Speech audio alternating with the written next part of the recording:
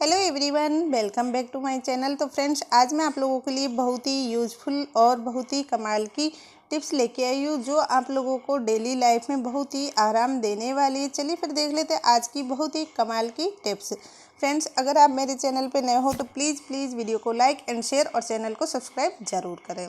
चलिए फिर देख लेते हैं सबसे पहली वाली टिप्स। कई बार क्या होता है, हमारे तवे में जंग लग जाता है, गंदा हो जाता है और हमें इसे बार बार धुलना पड़ता है। तो इसे धुले भी ना और ये बहुत अच्छे से साफ़ हो जाए, तो उसके लिए मैं आप लोगों के साथ बहुत ही कमाल की टिप शेयर कर रही हूँ। सबसे पहले हम क्या करते हैं, जब भी हम रोटी बनाते हैं, रोटी बनाने के बाद हमारा तवा गर्म रहता है और उसमें गैस की धीमी आँच हमें रखनी है और इस तरीके से 3 से 4 चम्मच हमें उसके ऊपर नमक डाल देना है। नमक हमें वही लेना है जिसे हम रोटी में आटे में डालते हैं, खाने में यूज़ लेते हैं, वही नमक लेना है। इस तरीके से पूरे तवे पे चारों तरफ अच्छे से आपको फैला देना है। तो यहाँ पे जब नमक अच्छे से गर्म हो जाए तवे के ऊपर, तो जो तवा है उसको आप एक कॉटन कपड़ा लीजिए। कपड़ा थोड़ा बड़ा लीजिएगा जिससे कि आपको तवे की आंच ना लगे। और जब तक आप इसको जब अच्छे से गर्म होने पर इस तरीके से आप पूरे तवे पे इसको अच्छे से रब करिए। और अच्छे से रब करने के बाद में फिर आप देखना कि आपके जो तवे पे जली हुई रोटी है या फिर कहीं पे जंग या जो भी लगी हुई है वो बहुत अच्छे से साफ़ हो जाएगी और आपको रोज़ रोज़ तवा धुलने की भी ज़रूरत नहीं पड़ेगी। तो इस तरीके से यहाँ आप जितनी देर आप इस पर नमक रगड़ सकते हो तवे पे, उतनी देर इसको रब करिए। नमक का कलर ही चेंज हो जाएगा जब तक आप इस पर अच्छे से रब करोगे। तो यहाँ पे आप देख सकते हो इस तरीके से मैंने यहाँ पे तवे पे जो नमक है वो कॉटन के कपड़े से अच्छे से रब किया। और आप पहले देखना कि तवा कितना गंदा था और अब आप देखिए कि तवा एकदम कितना क्लीन साफ़ हो गया। मैंने वीडियो को ना स्किप की है, कुछ भी नहीं किया है, आपके सामने मैंने तवे को साफ़ करके दिखाया है। तो मैं उम्मीद करती हूँ आपको ये टिप पसंद आई हो। तो प्लीज़ वीडियो को लाइक एंड शेयर ज़रूर करना। चलिए फिर देख लेते हैं अगली वाली नेक्स्ट टिप। तो अगली टिप है इस तरीके के शीशे को लेकर है। तो हम हमारे वॉशरूम में इस तरीके का शीशा होता है, उसे हम काम में लेते हैं। क्या है कि हम इसे रेगुलर यूज़ करते हैं और इसमें पानी के जो छींटे लगते हैं उनसे ये इस तरीके से इतना गंदा हो जाता है। या फिर हम घर पे भी जो मीनार लगा रहता है हमारा, वो भी इसी तरीके से पानी के कहीं छींटे लग जाते, दाग धब्बों से इस तरीके से ख़राब होने लगता है। तो इसके लिए हमें क्या करना है कि एकदम पहले जैसे क्लीन शाइनिंग मारे, क्योंकि ये वैसे तो देखने में अच्छा नहीं लगता है, ये साफ़ नहीं है। इसके लिए हमें बस थोड़ा सा नमक लेना है। अगर आप चाहो तो वाइट विनेगर ले सकते हो, अगर नहीं लेना है तो आप सादा पानी भी ले सकते हो, दोनों में से जो आपको ठीक लगे। अगर आपके पास वाइट विनेगर नहीं है तो आप इसमें पानी भी डाल सकते हो। यहाँ पे मैं वाइट विनेगर का यूज कर रही हूँ। अगर आप के पास वाइट विनेगर नहीं है तो आप इसमें पानी भी डाल सकते हो। बहुत आराम से पानी से भी ये बहुत अच्छे से क्लीन हो जाता है। लेकिन यहाँ पे मैंने विनेगर किया है ज़रा सा। और अब मैं लूँगी यहाँ पे टिश्यू पेपर, और टिश्यू पेपर से इसे हमें अच्छे से साफ़ कर देना है। तो इस तरीके से यहाँ मैं लगातार इसको अच्छे से साफ़ कर देती हूँ। टिश्यू पेपर की जगह आप कोई कपड़ा भी यूज़ ले सकते हो, अगर आपको जो ठीक लगे उस टाइप का आप इसमें यूज़ कर सकते हो।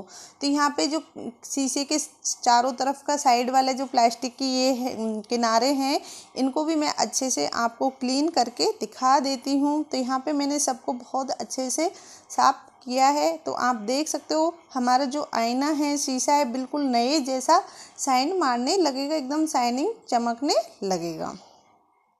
तो यहाँ पे आप देख सकते हो एकदम जो हमारा आईना है वो एकदम साफ़ हो गया है। तो इस तरीके से आप आपके शीशे को घर पे ही बिना कोई पैसे खर्च किए हुए एकदम अच्छे से चमका सकते हो। तो आप देख सकते हो इसके ऊपर कोई दाग धब्बा बिल्कुल भी नहीं है। तो इस तरीके से आप आपके पास कोई भी कितना भी गंदा शीशा हो उसको बहुत अच्छे से क्लीन कर सकते हो, बहुत ही अच्छे से शाइनिंग मार सकता है। चलिए इसी तरह से आपको एक और टिप बताती हूँ। जब भी हमारे घर में कांच के बर्तन होते हैं, जो भी घर में कांच के बर्तन यूज लेते हैं, तो उनको भी आप इसी तरीके से बहुत अच्छे से चमका सकते हो। यहाँ पे मैं आपको कुछ गिलासों को चमका के आपको दिखाती हूँ। जो हमारे गिलास डेली में हम यूज़ लेते हैं या फिर हमारे पास जो कांच के जो भी कंटेनर होते हैं डिब्बे टाइप के, या फिर बर्तन हम यूज़ में लेते हैं डेली यूज़ में, फिर इनमें धीरे धीरे रगड़ लगने से ये ख़राब हो जाते हैं। तो उसके लिए मैं आपको बहुत ही अच्छा अच्छा सॉल्यूशन बता रही हूँ। क्या करना है, सबसे पहले हमें लेना है वाइट विनेगर और उसमें डालना है 1 चम्मच नमक और इसको पहले अच्छे से रफ कर मिक्स कर लीजिए। जब ये अच्छे से मिल जाए तो इसमें आपको एक स्क्रबर लेना है, जो बर्तन धोने का होता है वो वाला जूना, और उसको लेने के बाद आप आपके जो बर्तन है या कंटेनर है, जो भी आप कांच के बड़े बड़े डब्बे यूज़ में लेते हो, कांच के जो भी बर्तन आप यूज़ में लेते हो, उन पे आप इसको अच्छे से इस तरीके से लगा दीजिए। आप देख लीजिए, आपको खुद को ही बहुत ज़्यादा फ़र्क दिखने लगेगा। तो यहाँ पे मैं जल्दी जल्दी सब में अच्छे से सारे जो कांच के बर्तन हैं उनमें, सारे ग्लास है उनमें लगा के आपको दिखा देती हूँ। यहाँ मैंने सबके ऊपर लगा दिया है और अब मैं इनको आपको धुल के दिखाती हूँ और साफ़ करके देखिए किस तरीके से ये साइन मार रहे हैं। पहले आपने देखा होगा कितना गंदा लग रहा था और अभी में आप देखो कितने साइन मारने लगे। तो मैं उम्मीद करती हूँ आपको ये भी वाली टिप बहुत पसंद आई होगी। तो प्लीज़ वीडियो को लाइक एंड शेयर ज़रूर करना। चलिए फिर देख लेते हैं और भी यूजफुल टिप्स। तो अगली टिप है मेरी इस तरीके के क्लीचर को लेकर। काफ़ी बार हमें जब ज़रूरत होती है तो हमें ये मिलते नहीं हैं, तो इधर उधर रखे रहते हैं या फिर हम इनको रख के भूल जाते हैं। तो इसके लिए आपको क्या करना है कि जिससे ये एक जगह पे रहें और आपको जब भी ज़रूरत पड़े तो आप इन्हें तुरंत आपको ये मिल जाए। तो उसके लिए हमें क्या लेना है, तो इस तरीके की चूड़ी ले लेनी है जिसे आप कोई भी काम में नहीं लेते हो, और इस तरीके से चूड़ी ले लेने के बाद में फिर आपके जितने भी क्लेचर इसमें आए उसको इसमें लगा देना है। तो यहाँ पे मैं इस तरीके से इसमें जितने भी क्लेचर आ रहे हैं उनको इसमें लगा के दिखा रही हूँ। तो आपके छोटे छोटे जो क्लीचर होते हैं वो तो बहुत ही ज़्यादा इसके अंदर आ जाएंगे, या फिर आप इसको दूसरे तरीके से भी यूज ले सकते हो। जहाँ पे हमारे क्लीचर होते हैं और कई बार हमें इधर उधर रख के भूलते हैं, तो ये आपको जब भी ज़रूरत पड़े तुरंत मिल जाए, तो उसके लिए भी मैं आपको बहुत ही अच्छी टिप बता रही हूँ। आपको क्या करना है कि इस तरीके के क्लीचर लेना है और जब भी हम बाथरूम के, जहाँ हम सिंक के पास हम हाथ मुँह धोते हैं, हमारा टॉवल लगता है इस टाइप की ये जो होती है कुंदी, तो इसमें हमें जितने भी क्लीचर है इसके चारों तरफ इसमें हम लगा देंगे।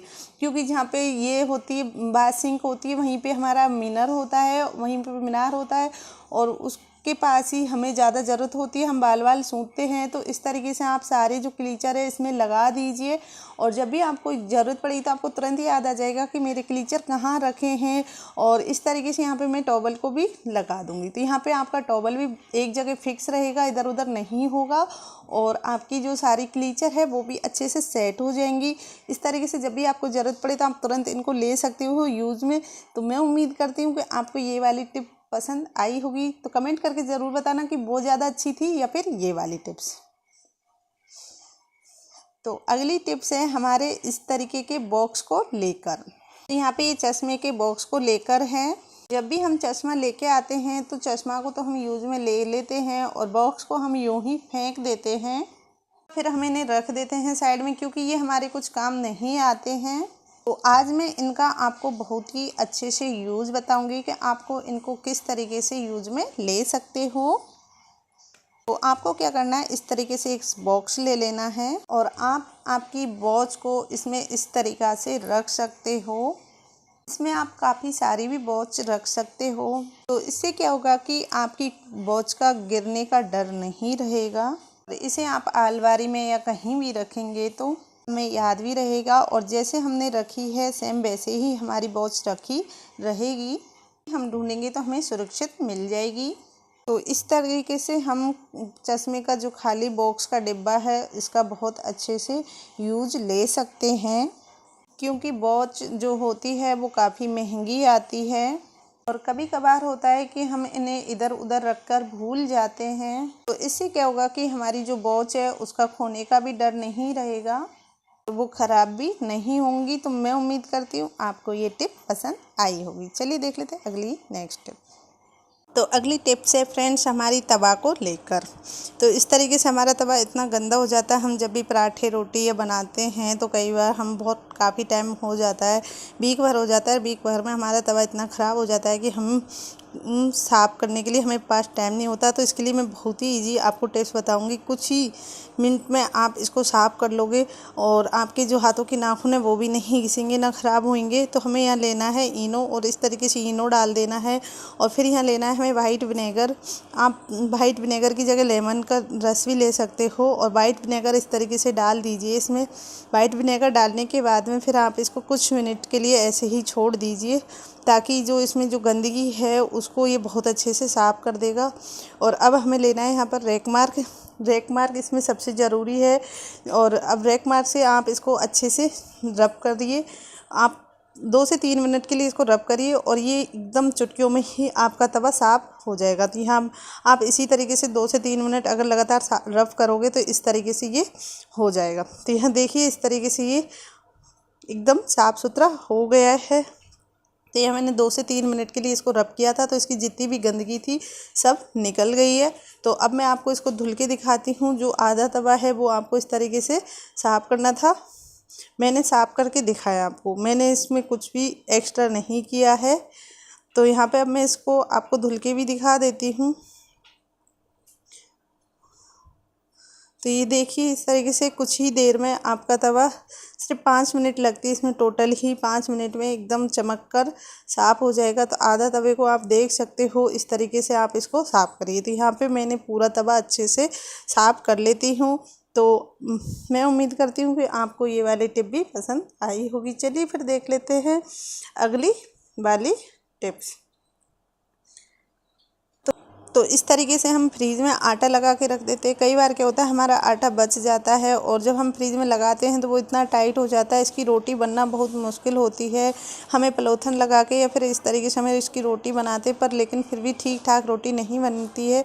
तो कुछ ही मिनटों में आटा को हम सॉफ्ट कैसे करें और ताज़ा फूली फूली रोटी कैसे बनाएं। तो यहाँ पर हमें लेना है इस तरीके का कैस्ट्रोल। तो कैस्ट्रोल में हम टिफ़िन को पहले सेट करके देख लेंगे कि इसमें अच्छे से आ रहा है कि नहीं। तो यहाँ पे मैंने देखा है कैस्ट्रोल में टिफ़िन अच्छे से आ गया है। तो अब हमें क्या करना है कि इस कैस्ट्रोल में हमें लेना है हल्का गुनगुना पानी। तो यहाँ मैंने गुनगुना पानी इसमें डाल दिया है।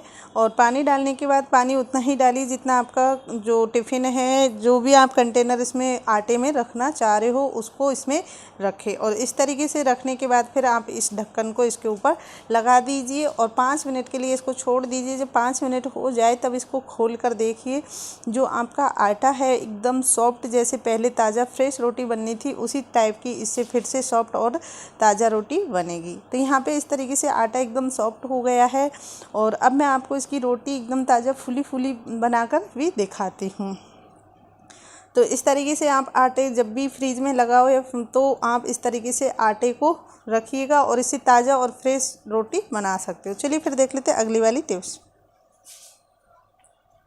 तो यहाँ पे हमने लिया है चावल, और चावल को इस तरीके से जब भी हमारे चावल में कीड़े घुन लगते हैं तो उसको हम कैसे बचाएं, किस तरीके से हम चावलों को कीड़ों से बचा सकते हैं। तो उसके लिए हमें क्या करना है कि सबसे पहले हमें यहाँ पे लेना है वाइट विनेगर यानी कि सिरका। और वाइट विनेगर है ना, इसकी महक इतनी तेज़ होती है कि जिसके कारण हमारे जो चावल है उनमें कीड़े लगे हुए हैं वो बाहर निकल जाएंगे, और सारे कीड़े जो अगर अंदर भी रह जाएंगे तो वो ख़त्म हो जाएंगे। और उसके बाद में आप चावलों को इस तरीके मतलब छान कर कोई कंटेनर में भर कर रख दे। तो यहाँ पे इस तरीके से मैंने चावलों के बीच में गिलास रखा और गिलास में वाइट विनेगर डाल दिया है। और वाइट विनेगर डालकर इसको पूरे दिन के लिए आपको छोड़ देना है धूप में। और इस तरीके से जब ये पूरे दिन के लिए छोड़ दो तो उसके बाद में आप ये चावलों को अच्छे से छान कर और कोई कंटेनर में भर कर रख दीजिए। इसकी गंधक से जितने भी कीड़े या घुन जो भी होगा सब निकल जाएंगे और आपके जो चावल है वो बहुत अच्छे से बच भी जाएंगे। तो इस तरीके से मैंने यहाँ पे पूरे दिन के लिए इनको रखा है। और फिर आप चाहो तो इस तरीके के कोई डिब्बे या कंटेनर में भी आप भरकर इसको इस तरीके से गिलास को रख सकते हो, जिससे भी आपके कंटेनर में कोई भी कीड़े वगैरह नहीं रहेंगे। तो यहाँ पे मैंने इस तरीके से आपको सारी टिप्स बताई है किस तरीके से आपको यूज़ में लेनी है। तो मैं उम्मीद करती हूँ आपको मेरी सारी टिप्स पसंद आई होगी। और वीडियो अच्छी लगी हो तो लाइक एंड शेयर और चैनल को सब्सक्राइब ज़रूर करें। और ये कमेंट करके ज़रूर बताना कि आप इनमें से पहले से कौन सी टिप को जानती थी, कौन सी आपको पता थी, और आप मेरी ये सारी टिप्स कहाँ से देख रही हो, किस जगह किस शहर से, ताकि मुझे भी पता चले कि मेरी जो वीडियो है कहाँ कहाँ तक पहुँची है। तो इसी तरह की यूज़फुल टिप एंड ट्रिक्स देखने के लिए मेरे चैनल को फॉलो ज़रूर करें। इसी तरह की यूज़फुल टिप और लेके आती रहूँगी। आप लोगों का सपोर्ट और प्यार की मुझे बहुत ज़रूरत है। तब तक के लिए take care, bye bye, Radhe Radhe friends, all of you.